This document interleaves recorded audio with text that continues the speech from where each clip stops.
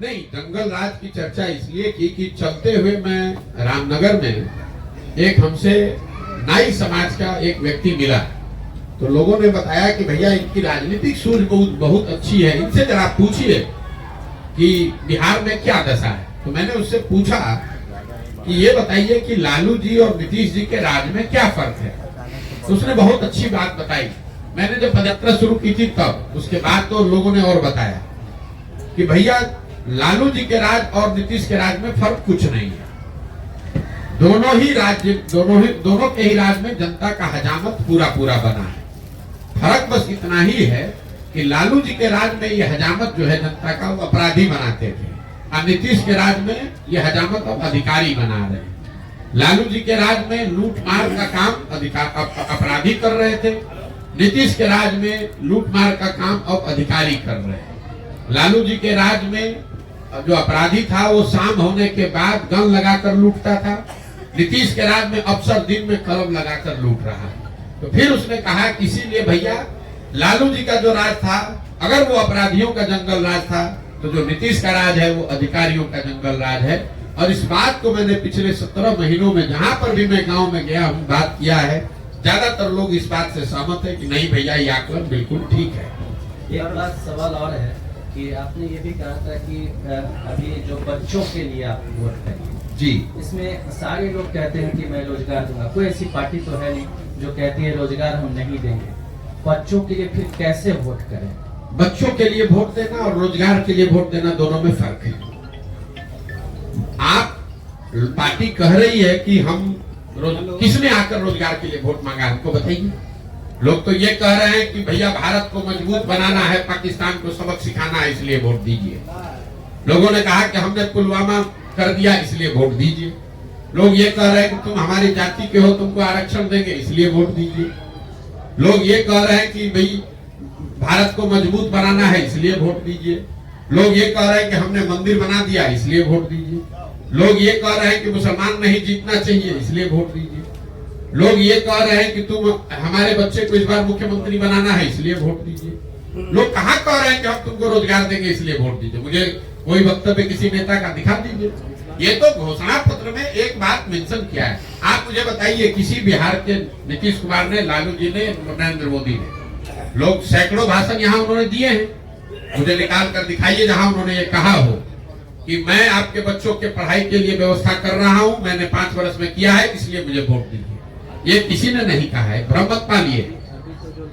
अरे आप सुन तो लीजिए।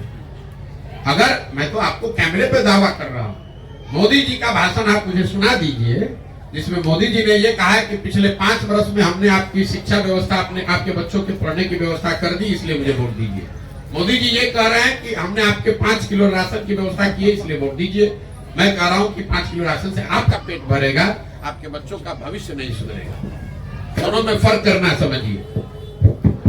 सर, लोग आप पर क्यों भरोसा करें? पहले भी नेताओं से लोग ठगे जा चुके हैं। बिल्कुल सही बात है। और आप खगड़िया में मैं अभी आया हूं इसलिए आपको दोष नहीं दूंगा, लेकिन अगर आपने मेरे वक्तव्यों को सुना होगा तो मैं पहला ही लाइन कहता हूं कि मुझ पर बिल्कुल भरोसा मत करो, मुझे वोट मत दो, मेरा कोई दल नहीं है। लेकिन जिस पर भी तुम्हारा भरोसा है, जिसको भी वोट देते हो, उसको मुफ्त में वोट मत दो। मैं ये भी कहता हूँ कि अगर आप अपने जात वाले को गेहूं चावल बेचते हैं तो उससे पैसा लेते हैं कि नहीं लेते हैं? दूध कपड़ा सब्जी बेचते हैं, उससे पैसा लेते हैं कि नहीं लेते हैं? तो फिर अगर अपने जात वाले को भी दे रहे हो तो वोट मुफ्त में क्यों दे रहे हो? वोट अपने जात वाले को देना है दो, लेकिन कम से कम उससे अपने बच्चों के लिए रोजगार और पढ़ाई को मांगो। मुफ्त में वोट दोगे तो वोट चाहे मोदी को दो या लालू को दो, नीतीश को दो कि प्रशांत किशोर को दो, नुकसान होगा ही होगा। मैं ये बात बता रहा हूँ, मैं किसी को नहीं कहता हूँ, मैं सामने से खड़ा होकर कहता हूँ कि अगर हम पर भरोसा करके हमको वोट दोगे तो मैं भी कल आपको ठग सकता हूँ। इसलिए भरोसा हम पर मत करो, अपने आप पर भरोसा करो, अपने बच्चों के लिए खड़े हो, अपने बच्चों का चेहरा देखकर वोट दो। मोदी, लालू, नीतीश, प्रशांत किशोर का चेहरा देखकर वोट मत दो। एक मिनट प्रशांत जी, हमको ये बता, अभी जिस तरह से कांग्रेस के नेताओं को हैदराबाद शिफ्ट किया गया, क्या नीतीश जी के लिए मुश्किल बढ़ेगी? देखिए, जब आप 42 विधायकों के साथ कुर्सी पर बैठे हैं तो आपकी प्राथमिकता और आपकी स्थिति कभी भी वो सरकार स्थिर हो ही नहीं सकती है।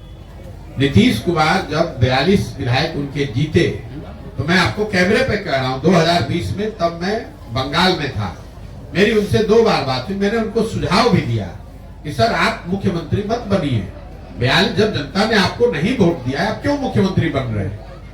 और 5 बजे शाम तक ये कहते रहे नहीं नहीं बिल्कुल आप सही सलाह दे रहे हैं, मुझे मुख्यमंत्री नहीं बनना है। 6 बजते बजते फिर पलट के भाजपा के साथ बना लिए। फिर उनको लगा कि भाजपा वाले, उन्होंने क्या कहा कि भाजपा वाले मेरा दल तोड़ रहे हैं, इसलिए मैं भाजपा छोड़कर महागठबंधन में जा रहा हूं।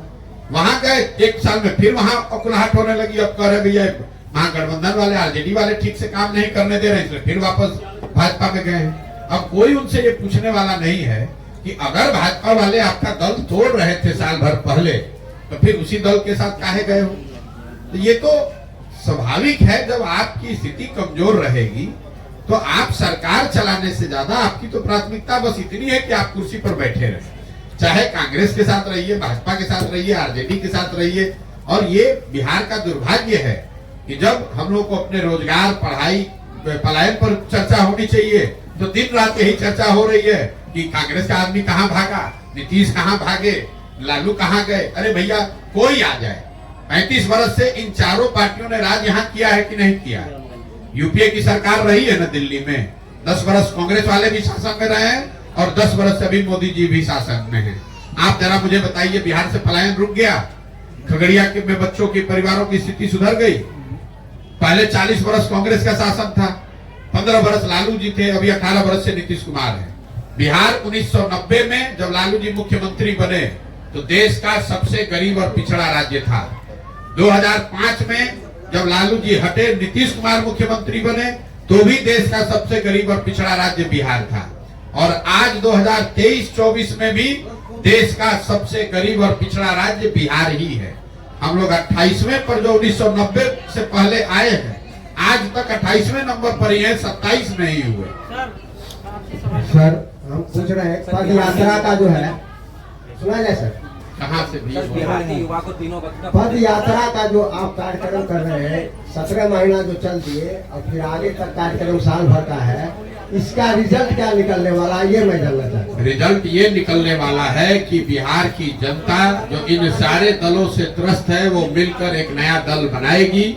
और मेरा ऐसा मानना है कि पदयात्रा के प्रभाव से समाज में एक बड़ा वर्ग खड़ा होगा और वो उन लोगों का चुनाव करेगा जिन पर उनका भरोसा होगा, जो उनके बच्चों के लिए, जिनको सुधारने, जिनके पास समाज की नजर में बिहार को सुधारने के लिए, उनके बच्चों के बेहतर भविष्य के लिए न सिर्फ जज्बा और नियत होगी, बल्कि उनके पास उसको सुधारने का एक कार्यक्रम भी होगा। आज आप नीतीश कुमार, लालू यादव या अन्य पार्टियों के बारे में आप बोल रहे हैं ये योजना चल रहा है, ये योजना चल रहा है, लेकिन हम ये क्यों नहीं कहेंगे आप हजमौला देने का काम प्रशांत किशोर ही करते थे?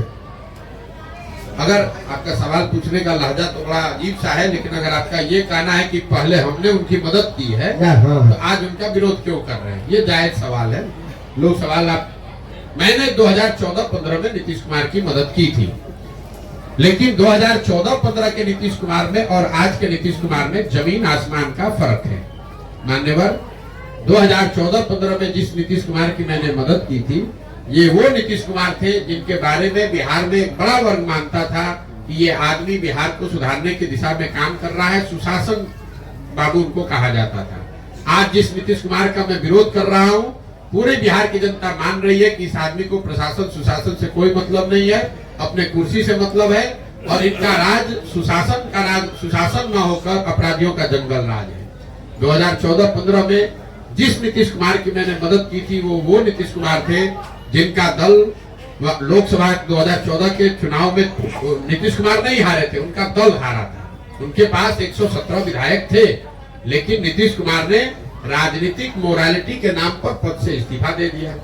आज जिस नीतीश कुमार का विरोध कर रहा हूं, वो नीतीश कुमार है जो चुनाव हार गए हैं। 42 विधायक लेकर, जुगाड़ लगाकर, कभी भाजपा का हाथ पकड़कर, कभी लालटेन पकड़कर कुर्सी पर चिपके हुए। और सबसे बड़ के बाद, जिस नीतीश कुमार की 14-15 में मैंने मदद की थी, मैं वो नीतीश कुमार को जानता था जो गैसल पश्चिम बंगाल में जब रेल दुर्घटना हुई, जिसमें करीब 300 लोगों की मृत्यु हुई थी, उस रेल दुर्घटना के बाद नीतीश कुमार ने पद से, रेल मंत्री पद से इस्तीफा दे दिया। जब उन्होंने इस्तीफा दिया, वाजपेयी जी ने इस्तीफा को स्वीकार नहीं किया, तो नीतीश बाबू ने बयान दिया था कि जब हमारे कुर्सी पर रहते हुए 300 लोगों की मृत्यु हो गई तो मैं इस कुर्सी पर कैसे बैठूंगा। मैंने उस नीतीश कुमार का मदद किया था। जिस नीतीश कुमार का विरोध कर रहा हूं, ये वो नीतीश कुमार है कि कोरोना काल में हजारों बिहार के बच्चे, उनकी बलि चढ़ गई, उनकी दुखद मृत्यु हो गई, लाखों बच्चे मारे मारे फिर रहे थे। कोरोना पूरे देश पर संकट था, लेकिन जितना बड़ा संकट बिहार के लोगों को, बिहार के बच्चों को झेलना पड़ा, उतना बड़ा संकट किसी पे नहीं आया। और उस दौर में नीतीश कुमार 1 महीने तक अपने घर से बाहर नहीं निकले। इसलिए उस नीतीश कुमार का विरोध कर रहा हूं। और सबसे बड़ी बात जो आप अंत में समझ लीजिए, जिस लोकतंत्र में हम लोग रहते हैं, लोकतंत्र में 5 वर्ष में चुनाव होता है। क्यों? ये इसलिए होता है कि लोकतंत्र और संविधान आपको ये बताता है कि जिस दल और नेता, विचारधारा जिस पर भी आपका भरोसा है, आप उसके साथ खड़े होइए, उसकी मदद कीजिए, उसको वोट दीजिए। लेकिन वो वोट, वो भरोसा 5 वर्ष के लिए है, जिंदगी भर की बंधुआ मजदूरी नहीं है। अगर आपके दिमाग से मैं चलूं, तब तो एक बार आपने वोट दे दिया तो जीवन भर के लिए वही आदमी रहिए, चुनाव कराने की जरूरत क्या है। महोदय, आप तो लोकतंत्र ही खत्म कर देंगे। एक बार आप दे दिए वोट मोदी जी को, तो फिर चुनाव का, फिर वोट बदलने का अपने अधिकार ही खो दिया आपके हिसाब से। तब तो एक बार मोदी जी बन गए प्रधानमंत्री, अब काहे के लिए वोट देने जाते हैं। और अगर मोदी जी ने काम नहीं किया, आपने वोट दूसरे को दिया, तो इसका मतलब क्या आप धोखा कर रहे हैं? आप धोखा नहीं कर रहे हैं। ये नागरिक होने के नाते आपका कर्तव्य है। इसी से लोकतंत्र चलता है। जब कोई अच्छा कर रहा है या आपका उस पर भरोसा है, तो आप उसके साथ खड़े होइए। जब वो अच्छा नहीं कर रहा है, तो जितनी ताकत से उसकी मदद की है, उतनी ही ताकत से उसको धक्का देके बाहर भी हटाना, ये नागरिक की जिम्मेवारी है। हिंदुत्व के नाम पर, एक मिनट, हिंदुत्व के नाम पर वोट देने वाले जनता को आप कैसे काउंटर करेंगे जो विकास के मुद्दे को प्राथमिकता नहीं देती? मेरे भाई, ऐसा है, ये आपका भ्रम है कि हिंदुत्व के नाम पर या जाति के नाम पर ही वोट पड़ता है। मैंने शुरू में ही कहा, वोट 4 महत्वपूर्ण बिंदुओं पड़ते हैं, उसमें एक हिंदुत्व भी फैक्टर है। पूरे देश में 80% हिंदू रहते हैं। पिछले बार जब लोकसभा का चुनाव हुआ, भाजपा को इतनी बड़ी जीत मिली, तो भाजपा को कुल 38% वोट मिला है। 80% हिंदुओं के देश में अगर भाजपा को 38% वोट मिला है, इसका मतलब है कि आधे से ज्यादा हिंदुओं ने भाजपा को वोट नहीं दिया। तो काहे आप बेकार घबराए जा रहे हैं? आप करें कैसे काउंटर करेंगे? हम काउंटर ऐसे करेंगे कि जो हिंदू भाजपा को वोट नहीं कर रहा है, उसको कहेंगे कि तुम आओ और इस नए विकल्प में जुड़ो। और उसके साथ साथ जो हिंदू भाजपा को वोट दे रहे हैं, उनको भी कह रहे हैं कि तुम हिंदू होने के नाम पर कितना दिन वोट देते रहोगे? अपने बच्चों के लिए, रोजगार और पढ़ाई के लिए वोट करो। प्रशांत जी की नजर में बिहार में नया विकल्प क्या है? नया विकल्प बिहार के लोगों के द्वारा मिलकर बनाए जाने वाला वो बनाए जाने वाला दल है, जो यहाँ बिहार में सही मायनों में जनता का राज कायम करे और लोगों को ये जो राजनीतिक बंधुआ मजदूरी है, जहां लोग भाजपा के डर से लालू और लालू के डर से भाजपा को वोट देने के लिए बाध्य हैं, इस राजनीतिक गुलामी से, राजनीतिक बंधुआ मजदूरी से बाहर निकालें, ये मेरा रास्ता है। क्या लोकसभा चुनाव से पहले पार्टी का अनाउंस करेंगे प्रशांत किशोर? क्या लोकसभा चुनाव से पहले हमने एक बार जो बात कह दी, उससे हम डिगेंगे नहीं। पदयात्रा जब शुरू हुई, उसके 6 महीना पहले 5 मई 2022 को पटना के प्रेस वार्ता में हमने बताया कि पार्टी पदयात्रा खत्म होने के बाद ही बनेगी और इसका कोई समय निश्चित नहीं है। चाहे हमको 1 बरस लगे या पदयात्रा करने में 4 बरस लगे, पार्टी तब बनेगी जब पदयात्रा पूरा हो जाए। और जब बन जाएगी, उसके बाद जो चुनाव आएगा सामने, वो चाहे वार्ड सदस्य का चुनाव हो, मुखिया का चुनाव हो, लोकसभा हो, विधानसभा है, सब लड़ा जाएगा। लेकिन सिर्फ चुनाव लड़ने के लिए आज हड़बड़ी में पार्टी बना दें, तो फिर हमारी दशा भी वही होगी जो दूसरे लोगों की है। जब चुनाव आया, दल बना लिया, 4 आदमी झंडा लेकर खड़ा हो गया, ये वो प्रयास नहीं है। पूरे बिहार में जब पदयात्रा पूरी हो जाएगी, कम से कम 2/3 बिहार में पूरा हो जाए, उसके बाद सारे लोग जो दल बनाना चाहते हैं वो जुड़ जाएं, वो मिलकर दल बनाएं, तो फिर उनके साथ दल बनाया जाएगा, चुनाव लड़ा जाएगा। हम इसके नेता नहीं हैं, हम इसके कुम्हार हैं। जो घड़ा है वो तो मिट्टी और चाक से बनता है। कुम्हार कितना भी होशियार हो, अगर बढ़िया मिट्टी और चाक ना हो तो घड़ा नहीं बन सकता है। बिहार में हम पदयात्रा के जरिए वो अच्छी मिट्टी और चाक ढूंढ रहे हैं और अपने अनुभव से उस मिट्टी को गूंद कर उस चाक पर थोड़ा सा उसको सहारा देंगे और वो बढ़िया घड़ा बनकर आएगा। आप चिंता मत कीजिए। तेजस्वी यादव बोल रहे हैं कि जदयू 2024 में खत्म हो जाएगी, इसमें आप क्या कहना चाहिए? तेजस्वी यादव काहे पाला बदल के गए थे जदयू के साथ? भाई नीतीश कुमार पलटू राम है, ये तो पूरा बिहार का बच्चा बच्चा जानता है। लेकिन अभी जो हुआ उससे ये भी पता चला कि मोदी और अमित शाह भी उतने ही बड़े पलटू राम हैं। अभी तो अमित शाह ने आकर बिहार में आज से कुछ महीने पहले कहा कि भाई बिहार के एक एक आदमी कान खोलकर सुन लो, नीतीश कुमार के लिए भाजपा के दरवाजे हमेशा के लिए बंद हैं। और अभी मजाक क्या हो रहा है कि अमित शाह ने दरवाजा तो ठीक बंद किया, खाली उसमें छिटकिनी लगाना भूल गए, फिर पलट के नीतीश के साथ चले गए। तो अगर नीतीश कुमार आरजेडी से पलट कर भाजपा में गए तो भाजपा वाले भी तो पलट कर गए हैं। यही हाल तेजस्वी यादव का है। अभी साल भर पहले नीतीश कुमार को पलटू राम बता रहे थे, जैसे ही नीतीश कुमार ने उप मुख्यमंत्री बनाया तो उनको विकास का मसीहा बताने लगे। जब विपक्ष में थे तो उनको शराब में उनको माफियागिरी दिख रही थी। नीतीश कुमार शराब माफिया के सरदार दिख रहे थे, उनको उप मुख्यमंत्री बना दिया तो बस उनको नीतीश कुमार में अपना राजनीतिक गुरु दिखने लगा। तो सिर्फ नीतीश कुमार पलटू राम नहीं है, नीतीश कुमार तो पलटू राम के सरदार हैं, लेकिन इसमें सब पलटू राम है। मुझे ये बताइए भाजपा के लोग, इस श्रेणी में तो सम्राट चौधरी भी आते हैं। भैया भाजपा के सम्राट चौधरी क्या विशाख है समाज? भाई आप मैं अमित शाह की बात कर रहा हूँ। तब भाई नीतीश जी ने, मैं आपको एक और बात बताऊं, नीतीश जी ने विधानसभा में एक बड़ा वल्गर स्टेटमेंट दिया था महिलाओं को लेकर। प्रधानमंत्री मध्य प्रदेश में प्रचार कर रहे थे तो उन्होंने मध्य प्रदेश में महिलाओं को कहा कि जिस दल के लोग इस तरह की महिलाओं के बारे में टिप्पणी करते हैं उनको सजा मिलनी चाहिए कि नहीं मिलनी चाहिए। वही मोदी जी सजा के तौर पर नीतीश कुमार को बिहार की महिलाओं का मुख्यमंत्री बना दिए। देखिए ऐसा है, ये बिहार का दुर्भाग्य है। लालू नीतीश ने जो किया वो तो किया ही पिछले 30-35 वर्ष में, लेकिन कांग्रेस और भाजपा यहाँ इतनी बड़ी दोषी पार्टी है बिहार की बर्बादी के लिए।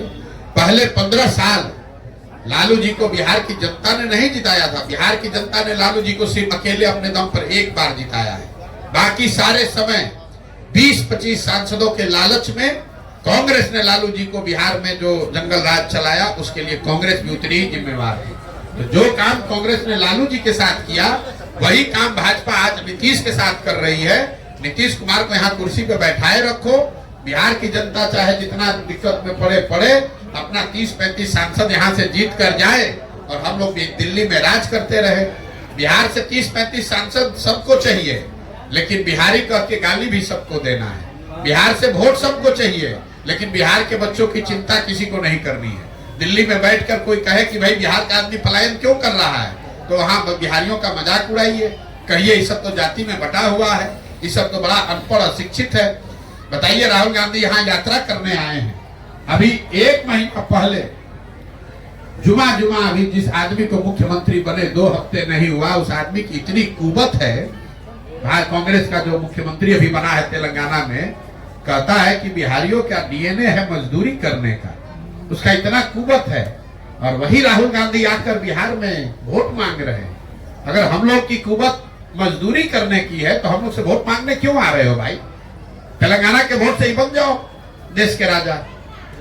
अगर मोदी जी को लगता है कि बिहार पिछड़ा है तो आप मुझे बताइए, वहां इन्वेस्टमेंट समिट होता है, लाखों करोड़ रुपए का इन्वेस्टमेंट होता है। आप पत्रकारिता करते हैं, 10 वर्ष से मोदी जी प्रधानमंत्री हैं, एक दिन बिहार की भी आ जाते। चलिए लाख करोड़ नहीं 2-4 हजार करोड़ का ही एगो फैक्ट्री बिहार की में ही लगा देते। एक मोदी जी के लिए लोग कहता है भाई 16 घंटा काम करते हैं, तो एक 16 घंटा बिहार के लोगों के लिए भी निकालते कि भाई बैठो देखो कि बिहार की चीनी मिल कैसे चालू होगी। आपको क्या लगता है कि अगर मोदी जी आज किसी उद्योगपति को कह दें कि बिहार में चीनी मिल चालू करना है, तो किस उद्योगपति का हिम्मत है कह देगा कि नहीं करेंगे? और जिस गुजरात से 26 MP जीत कर गया, वहां हर 10वें दिन मोदी जी इन्वेस्टमेंट करा रहे हैं, वहां हर 15 दिन जाकर वहां बैठक कर रहे हैं, गुजरात की विकास की चिंता कर रहे हैं, 1 लाख करोड़ का बुलेट ट्रेन बना रहे हैं। और आपका ये खगड़िया कुशेश्वर स्थान का पैसेंजर ट्रेन अभी 40 वर्ष से अदर में अटका हुआ है, किसी ने उसकी बात की? हम लोग 39 MP जिता कर भेजे। तो जब आपको हमको अपने चिंता नहीं है तो मोदी जी और राहुल जी का है आपका हमारा चिंता करेंगे? लालू नीतीश तो लूटिए रहे, उसको तो बर्बाद किया ही, लेकिन वो गलती बिहार की जनता का शोषण इसलिए कर पा रहे हैं कि भाजपा और कांग्रेस इन लोगों की मदद कर रहे हैं। सर एक सवाल मेरा। चौधरी लाठीचार्ज किया गया, इसमें आप क्या कहेंगे? पटना में जिस तरह 7 लोग पिटा गया। मेरे भाई नीतीश कुमार जब से मुख्यमंत्री हैं पिछले 4-5 वर्षों में लाठीचार्ज करना, आप ये बताइए किस पर लाठीचार्ज नहीं हुआ है? आंगनवाड़ी वर्कर पर नहीं हुआ, कि शिक्षकों पर नहीं हुआ, कि मुखिया सरपंच पर नहीं हुआ? जो जाएगा उनसे मिलने अपना ग्रीवांस लेके उस पर लाठीचार्ज कराएंगे। पत्रकार पूछेंगे लाठीचार्ज हुआ तो कहें ऐसा हुआ है? अच्छा रुको तो अभी पता करते हैं। सर पत्रकार के ऊपर भी लाठीचार्ज हुआ है। सर एक सवाल, पत्रकारों के समस्या पर भी आप बोले, सब समस्या आप बोले, पत्रकार समस्या पर कोई नहीं उठा रहा। पत्रकारों की दशा ये है कि आप पूरे समाज की समस्या लिख सकते हैं, बोल सकते हैं, अपनी समस्या नहीं बोल सकते हैं। तो आप लोग दधीची की हड्डी की तरह अपना कुर्बानी करते रहे। आप उठाएंगे आवाज, तो उठा ही रहे। बिहार के लिए आवाज उठाए, दलितों के लिए आवाज, और पत्रकारों की समस्या पर कोई नहीं आवाज उठा। हर जगह पत्रकारों की समस्या पर आवाज उठा रहे। जिस तरह सर एक सवाल मेरा है कि ये जो पद यात्रा प्रशांत किशोर की है, जो बिहार के लिए हर जिलों, हर गांव, हर कस्बों में जाने की जो चर्चा चल रही है, चर्चा चल नहीं रही है, चल ही रही, यात्रा चल रही 17 महीने। दूसरा बात यह है कि ये जो पद यात्रा का जो नया विकल्प बनेगा, चाहे लालू की सरकार हो या नीतीश की सरकार हो, जो विफलता का कारण दिख रहा है, और ये चीज आप खुल के भी बोल रहे हैं, तो इनका क्या विकल्प प्रशांत किशोर होगा या इनका विकल्प जनता का राज होगा, जिसका नाम है जन सुराग। और वो विकल्प लालू नीतीश का नहीं है, वो विकल्प होगा बिहार की गरीबी का। हम लालू नीतीश को यहाँ हटाने नहीं आए हैं, हम यहाँ गरीबी को हटाने आए हैं।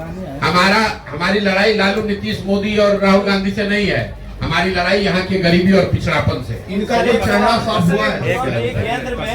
इनका कोई चेहरा निकला है क्या विकल्प? भैया ऐसा है कि दही आप जमाते हैं ना, दही में मक्खन है, आपको दिखता नहीं है, लेकिन जब उसी दही को आप मथते हैं तो उसमें बढ़िया सुंदर सफेद मक्खन निकल के आ जाता है। हमको पूरा समाज को मत लेने दीजिए बिहार को, अपने आप आपको मक्खन भी दिखेगा, और इसी समाज से वो निकला हुआ होगा, जो समाज की मदद से मक्खन निकलेगा, वही यहाँ की व्यवस्था करता है। अब चलिए पूरा दिन आप